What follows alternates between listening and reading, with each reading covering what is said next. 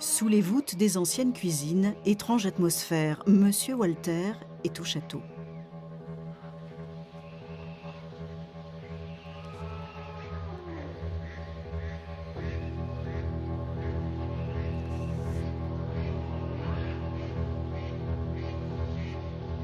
C'est une petite attaque, c'est pas méchant.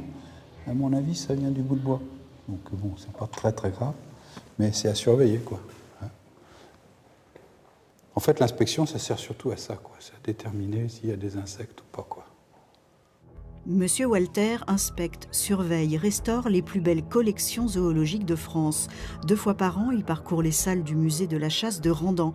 450 animaux naturalisés, tous chassés entre 1903 et 1914 par Ferdinand d'Orléans, duc de Montpensier, des trophées que le duc ramènera dans son château. Ce sont des montages uniques. Jamais on voit des choses comme ça, quoi. Maintenant, il y a des dioramas encore dans certains musées, mais très peu, très peu. Donc là, c'est extraordinaire d'avoir des vitrines comme ça.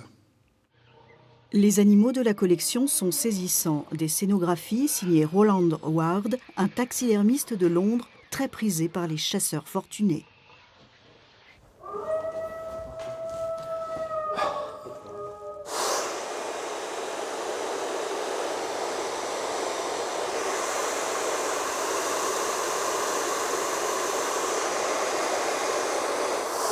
Coiffer des loups, chasser les insectes, recoudre des peaux, peindre des becs, dépoussiérer, le restaurateur se passionne pour une collection au destin miraculeux. Sauver des flammes de l'incendie qui a ravagé le château en 1925, puis entassé, oublié dans un bâtiment pendant 80 ans. Cette vitrine-là, elle était cassée en haut, donc toutes les branches étaient complètement cassées. Les feuilles, les fausses feuilles, étaient complètement recourbées parce qu'elles avaient pris toute l'humidité. Et puis notre fameuse outarde mâle, là, avait perdu les 3/4 de ses plumes. Donc on a tout recollé pour lui redonner sa couleur, quoi. Mais c'est une pièce extraordinaire, parce qu'au point de vue, même au point de vue anatomique, une outarde en parade nuptiale comme ça, c'est super. Je me trouve face à face avec le tigre couché dans la verdure. Ses muscles se tendent. Ma balle fut plus rapide que le bond, logée juste à la base du crâne. Ma joie était indescriptible à contempler la superbe victime étendue à mes pieds.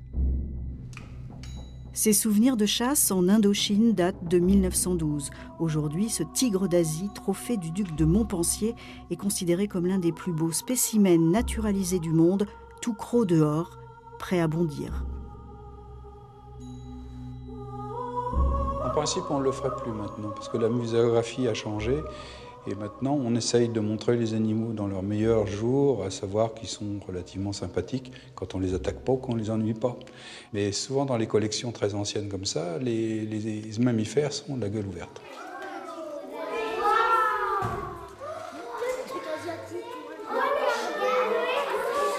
C'est la première fois. Ça a coupé le souffle. Médusés, surpris, les enfants de l'école primaire de Saint-Priest-Bramefant découvrent la taxidermie et des animaux qui donnent l'illusion de la vie.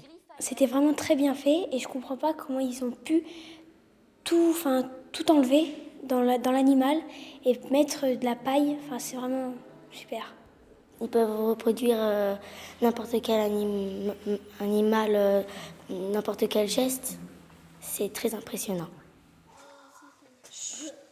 Alors celui-là, il est vraiment exceptionnel parce que selon les spécialistes, il a atteint l'âge de 80 ans, pèse 12-13 kilos et maintenant dans la nature, on n'en retrouve plus du tout qui réussissent à atteindre cet âge et ce poids parce qu'en 100 ans, depuis, il y a beaucoup de pollution des mers, il y a beaucoup de facteurs qui font que les albatros vivent moins longtemps.